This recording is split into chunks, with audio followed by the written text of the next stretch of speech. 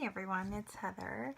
I just thought I would jump on here quick and share just something that kind of struck me the other day as I was spending some time in the Word.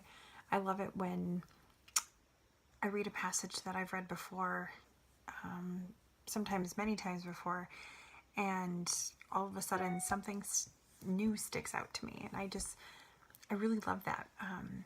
And it's just a good reminder that Scripture is alive and we are constantly learning from it. Even when we've seen something before, sometimes it takes on new meaning, or something just sticks out to us. And I love that. It's so exciting. So I was reading through John in particular, and John chapter 21. And this is post-resurrection. So Jesus is what I like to say, he's on his reappearance tour.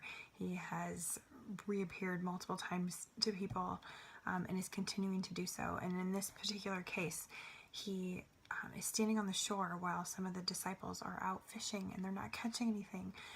And Jesus calls out to them, and they haven't recognized him yet. And he calls out and says, "Throw your nets on the other side." And they do, and they catch an abundance of fish. And John records that all of a sudden, he recognized him. And it says this in verse 7, "That disciple whom Jesus loved, therefore," which is John, "said to Peter, 'It is the Lord.' When Simon Peter heard that it was the Lord, he put on his outer garment, for he was stripped for work, and threw himself into the sea." I just love that picture there of Peter. You know, I oftentimes picture Peter as a guy who has no filter but is super passionate about everything that he does. He is all in all the time and is a little bit fumbly over himself sometimes, but I love that because I feel like that's me a lot, and so I feel like I really relate to Peter in that. And his intentions are good, and he loves the Lord so much, but sometimes doesn't always think things through. He doesn't think, he just acts. And I love this picture of how much he loves Jesus here. He is so excited to see him that he can't wait to row the boat into shore. He just throws himself into the sea because he can't get there fast enough. He can't get there fast enough to be in the presence of Jesus. What an incredible picture that is of Peter's love for Jesus, but also of what our love should be like for him. We should have this passion, this desire to love Jesus like that, where we can't wait to be in his presence all the time. I want that passion 24/7. I mean, in reality, it's hard to keep that because we have so many different things pulling it at our attention. But to be able to even be in that mode for even a little bit at a time is such a sweet, sweet aroma, a sweet thing, because there is nothing else like it. Being in the presence of the Lord and really, truly, tangibly feeling him. I was thinking about some things, and this quote from C.S. Lewis came up, and it says this: "God doesn't want something from us. He simply wants us."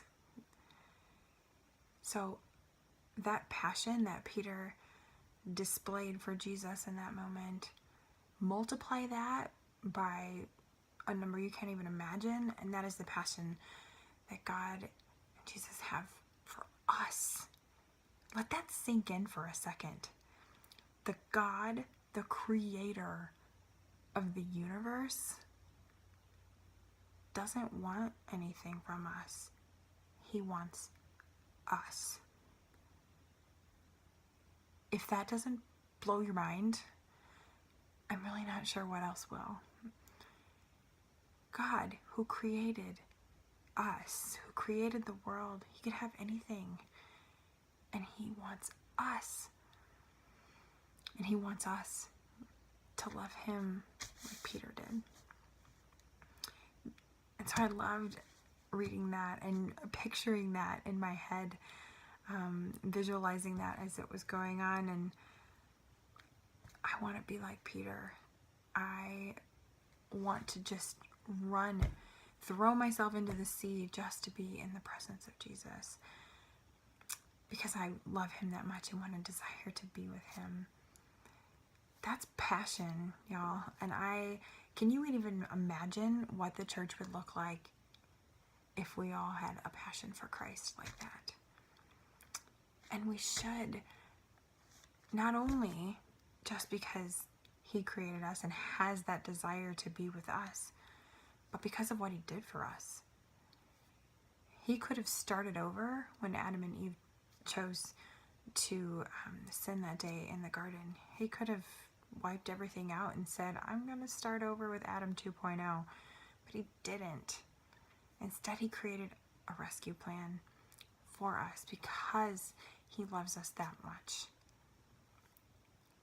That still to this day is so incredible to me, that the God of the universe loves me, loves you that much, that he was willing to send his only son to be brutally murdered for us, just so we can be in relationship with him again.